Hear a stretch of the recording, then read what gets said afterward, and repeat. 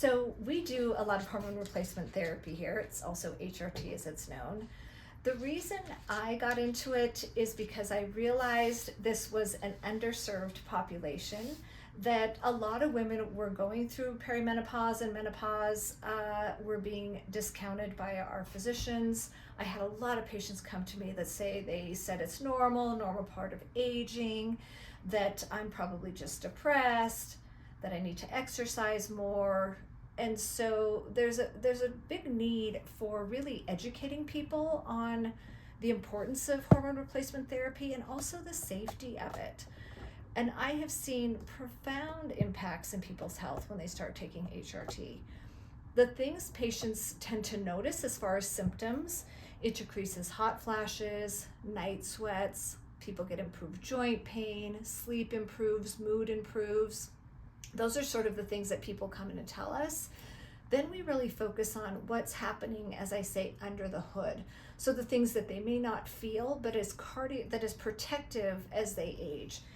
Hormones protect our bones. This is for men and women. It's cardioprotective, so the longer we have estrogen on board, the less risk we are at obtaining heart disease. And now we're seeing that it's neuroprotective. So we're using it for, Alzheimer's prevention and dementia prevention. So a lot of people notice a lot of improvement as far as that. Women tend to say they have a lot of brain fog. Hormones can really benefit that. We use, bioidentical hormones. Estrogen, we tend to give it transdermally, although we have lots of different ways we can do it. With testosterone, we do BioT, so we do pellets here, we do injections. It's a very individualized choice of how somebody chooses to do the hormones. And testosterone really has not been talked about a lot in women, but it is actually our most dominant sex hormone. We have more testosterone than we do estrogen and progesterone, so it's an important conversation to have.